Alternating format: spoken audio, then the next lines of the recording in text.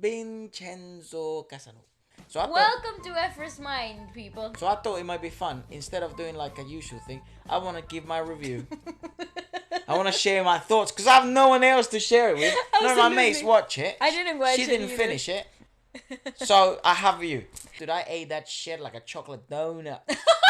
You know? On a hot Sunday afternoon. Dude, I did not have a life for the last 2 weekends.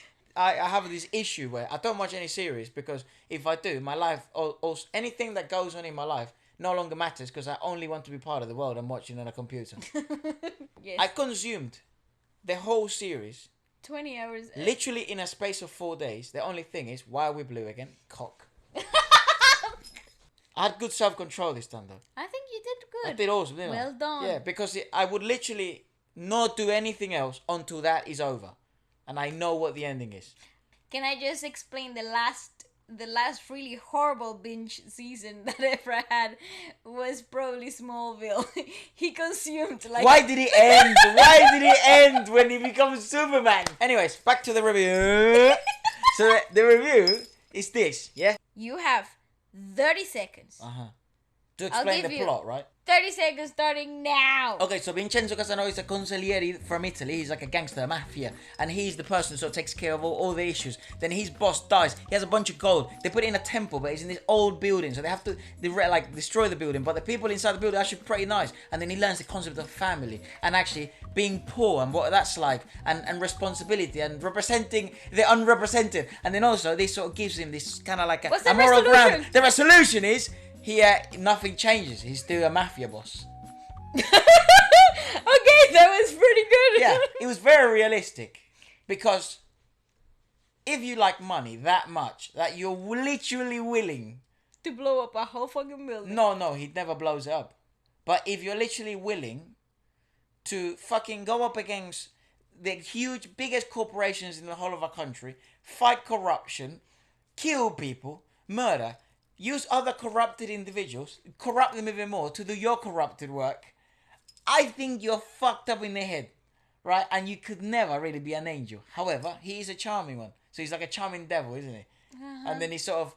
But the relationship between him and Cha Young is so bizarre. Because the way they... I don't even... How did they kiss? Like, how did that end up in a romantic fucking interchange? Literally, this is what happened. You get to episode 18, right, and the fucking is sick. Like, you get used to the comedy, because the comedy at the beginning was a bit much for me. Because the first episode, it's like I'm fucking watching, you know, Scarface or something, and it's clean. And then all of a sudden, you get Chaeyoung walking all funny with her, what the hell's his name? John Woo, and he's like the villain. Oh, spoiler alert. Again, you haven't watched it. Fuck off. He's a good actor. Acting in the role of an actor. Okay. He's the Inception. Okay.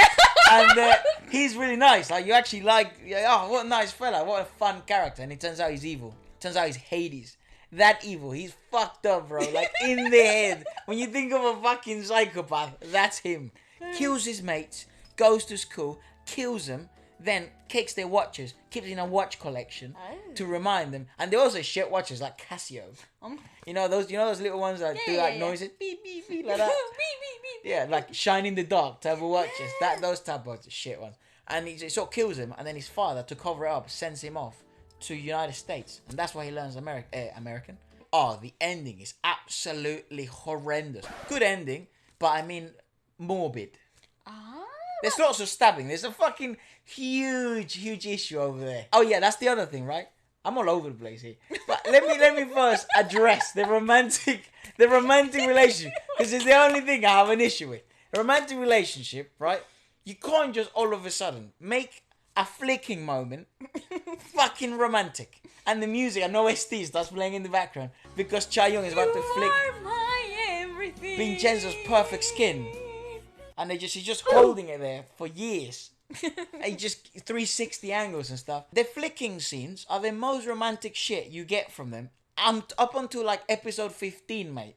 Episode 17 goes about something like that. And then they have to pretend to be a couple.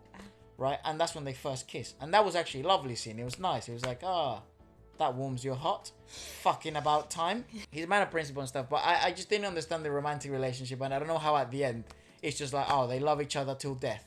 and then he offers to take her to his island because he bought this island where he keeps all the mafia family. Then he's the mafia boss now. He's the He's the what would you call dog. him? The daddy, because he's a family, right? He's the dad. Vincenzo the dad. What do you call him? The daddy. Yeah. Anyways, so one of the concepts of the film, of the series, was that in the building, that building was a building full of rejects, societal rejects. All of them were gangsters or were involved in illegal shit, and that's why they're poor, because they made bad decisions in life to a certain extent, and they also have a monster side to them. Yeah, and that's sort of what the whole thing is about. Like, everyone has secrets, but everyone in the building they didn't know each other's secrets either. And then they kind of become unified with this whole idea of, the gold, because everyone finds out there's gold. And they also, but most importantly, they become unified on the idea of protecting something, fighting for something, and something that's good, going against the big bad boss. And then they teach him, of course, like morality and values, the importance of family, community, and all this shit. So it's all good, it's all nice, like, it's a nice stuff. It's just the only thing I had with it was the romantic relationship. And also, can we please, what the fuck was that scene about the pigeons? What was that? There was a scene, mate.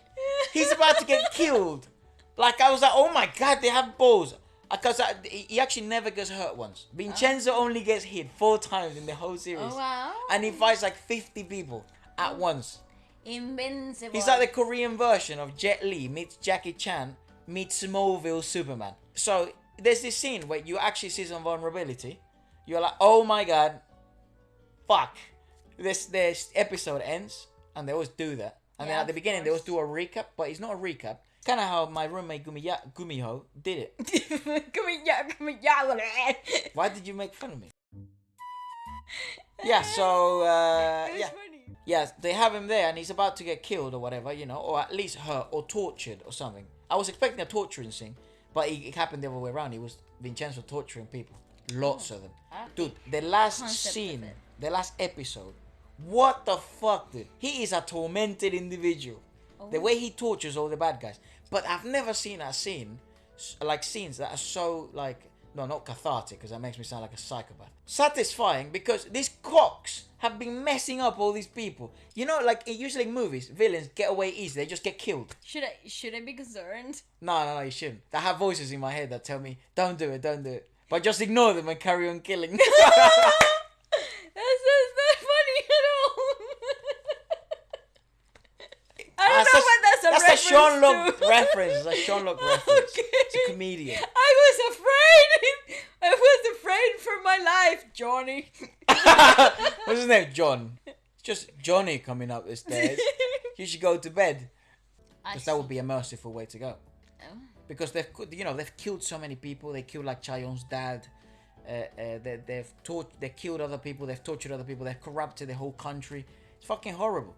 It's like, what would you do to your worst enemy? That's basically what Vincenzo is about, basically, because they overstepped his principles, So it's very odd, and that's what you notice. It's like the whole movie. I thought the whole series was gonna be a character arc of Vincenzo letting go of the evil, because he is evil. He's not a good person, and that's kind of the lie he tells everyone, that he's a good person, but he's there for his own interest.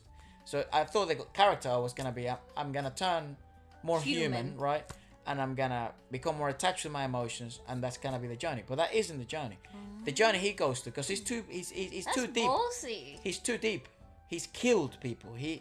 There's no way of going back after that. Yeah. And you can start to see some kind of like PTSD start to torment him, and that was really cool to see that journey.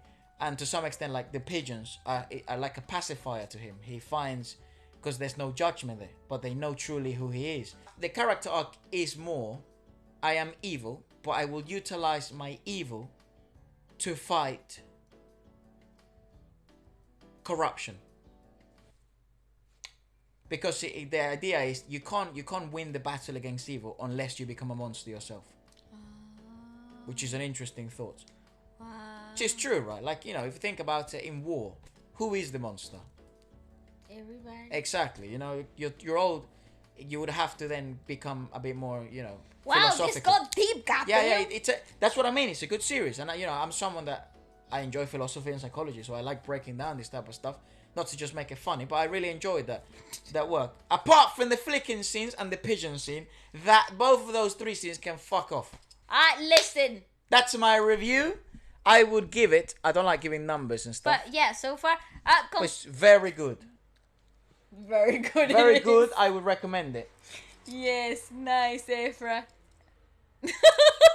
That's what I see. I've seen videos of people reviewing stuff, and they do that like that. What is that? Like that, 10 out of 10 would recommend. Hit the like, subscribe. Okay. Do let us know if you like me to review more stuff. Even though I like to live, though, to be fair. I know, but we are watching Shang-Chi, so... Oh, yeah. Maybe we can do this. If we are thinking of how can, what direction will EFRA'S Mind go into, as a series. Rants! So, I don't know. I enjoy doing this. Do let us know. Goodbye.